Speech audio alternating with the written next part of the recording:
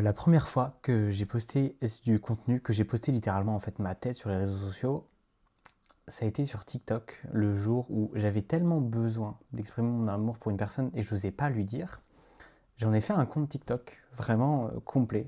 Je le partageais vraiment à personne et encore moins à la personne en question à qui je m'adressais. J'avais bloqué. Et j'avais vraiment peur du regard des autres à ce moment-là. Les commentaires, je les supprimais, je les désactivé, voilà, putain, j'arrive même plus à parler, c'est déjà le début de la vidéo. Et en fait, c'est bête, mais dans tout ce que j'ai entrepris, ce que j'ai proposé de montrer, l'une des premières réactions que j'ai eues, c'était d'avoir peur tout simplement du retour qu'on pouvait me faire, d'un avis négatif qu'on pouvait me faire, même positif en fait. Ça me faisait beaucoup trop peur en fait. Mais en fait, je suis tellement sensible face à ce que quelqu'un peut dire par rapport à quelque chose que je peux faire, je ne le supporterai pas. Il y avait un gars, je vais regarder en même temps que je suis en train de vous parler, mais qui avait fait Camelot.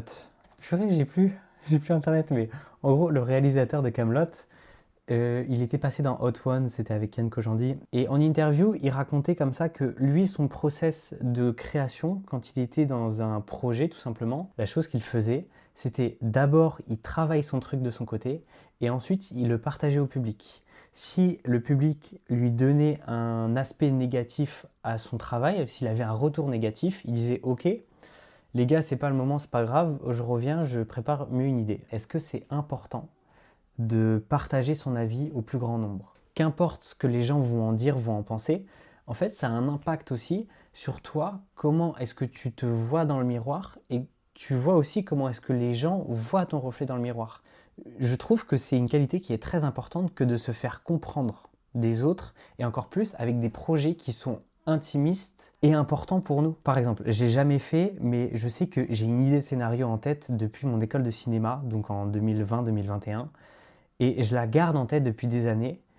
J'oserais peut-être jamais la faire, c'est pas grave, mais cette idée de scénario est tellement importante pour moi que j'ai pas envie de mal la transmettre au monde. Je sais que le jour où si jamais ce scénario existe, qu'il est tourné et qu'il est monté, je n'en aurai que du bénéfice. On parle pas en termes d'humain et d'argent, on en parle en termes de valeur de moi à moi-même. Vous imaginez pas à quel point ça peut être tellement valorisant de recevoir des retours et que vous pouviez les accepter. J'encourage vraiment l'intégralité de la planète, si vous le souhaitez, à partager même les choses les plus bêtes. Parce que ce que vous considérez comme juste un trait sur une feuille, au final, pour d'autres, ça va avoir des émotions et une valeur que vous n'avez pas imaginé au début. La dernière chose que j'aimerais exprimer, c'est les avis négatifs. Comme dirait, comment il s'appelle, Casey Neistat, les haters resteront des haters et les losers resteront des losers. On s'en fout qu'un avis soit négatif, il ne vous est pas directement donné à vous, il est juste ressenti du mal-être de la personne qui l'a écrite. Donc surtout, si vous lisez ça, oubliez instantanément l'avis que la personne a eu de vous.